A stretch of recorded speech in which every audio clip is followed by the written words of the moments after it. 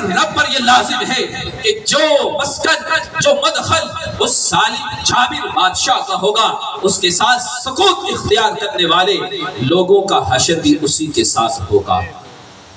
یہ جملے ذرا قابل غور ہیں میرے مسلمان بھائیو۔ دیکھو آج کے حکمران اس وقت میدان کربلا کا جو یزید تھا اس کی فوج نے میدان کربلا میں حسینی فوج پر، حسینی لشکر پر، حسینی قافلے پر صرف پانی بند کیا تھا۔ آج ہم دیکھیں نہ پانی ہے، نہ گیس ہے، نہ بجلی ہے، نہ کچھ سہولیات میسر ہیں۔ آج کے یزیدوں کا مسئلہ بھی یہی ہے کہ غریب کو دباؤ اور غریب کے خون کو نچوڑ دو۔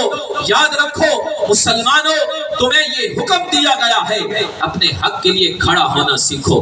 میرے امام علی مقام نے فرمایا، پھر آپ نے جو جملہ ارشاد فرمایا، آپ نے فرمایا الا وان هؤلاء قد لزموا طاعة الشیطان وتركوا طاعة الرحمن۔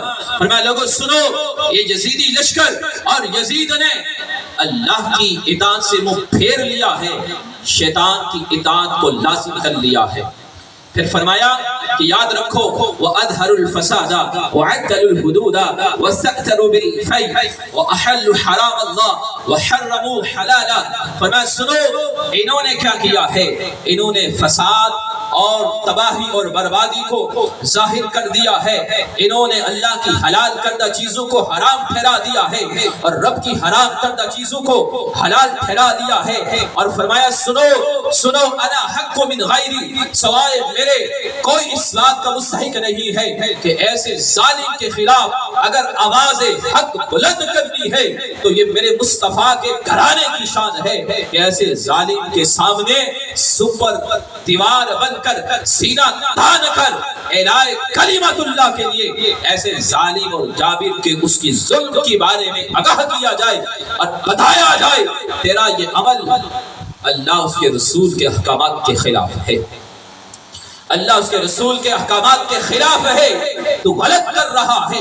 سمعین محترم، یزید کے اندر جو افعال تھے وہ شریعت کا باغی تھا، وہ دین کا منکر تھا، وہ شریعت کے احکامات کو پامال کرتا تھا، نمازوں کو ضائع کرتا تھا، شباب و کباب کی محفلیں سجاتا تھا، وہ ڈھول باجے کھانے کی محفلیں سجاتا تھا۔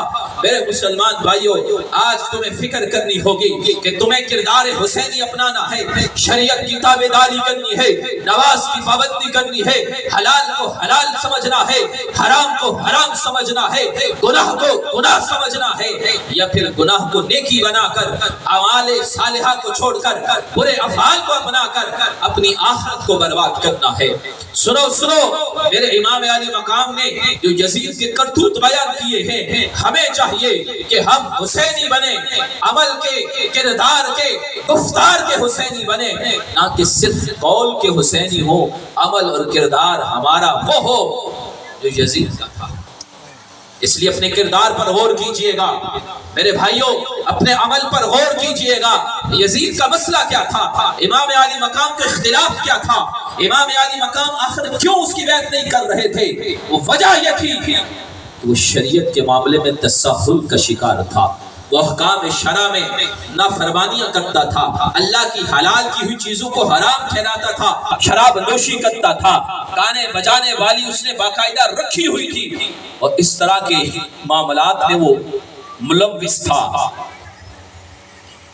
جو شخص اس طرح کا کردار رکھتا ہو، امام علی مقام امام حسین نے اس وقت سرداد نداد دست در دست یزید کہ سر دے دیا۔ میرے مسلمان بھائیوں یہ بتاؤ کہ جب امام علی مقام اس میدان کربلا میں یزید کے ہاتھ میں ہاتھ نہیں دیتے کہ وہ ناپاک ہے، وہ ایسا ہاتھ ہے جو شریعت کا باغی ہاتھ ہے، جو رسول اللہ کے احکامات کے لائے ہوئے شریعت کے دین کے قوانین کے خلاف جاتا ہے، تو بتاؤ قیامت کے دن امام علی مقام اپنا ہاتھ کسی ایسے شخص کی شفاعت کے لیے بڑھائیں گے کہ جس کا کردار یزیدی ہوگا؟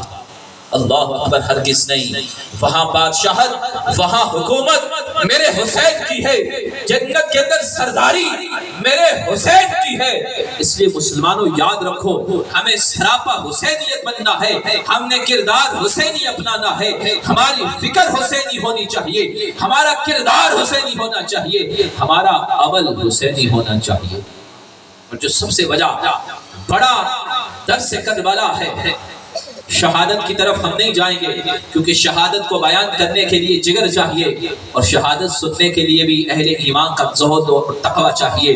کیونکہ ہم جب شہادت کو بیان کرتے ہیں ہمارے علماء نے لکھا کہ جب امام علی مقام کی شہادت بیان کرو تو ایسے کرو کہ مردہ دل بھی چمک اٹھے، کمزور کے اندر بھی جذبہ جہاد ابھر کھڑا ہو جائے. یہ نہیں کہ اس طرح واقع شہادت کو بیان کرو کہ جیسے امام علی مقام کچھ کر نہیں سکے.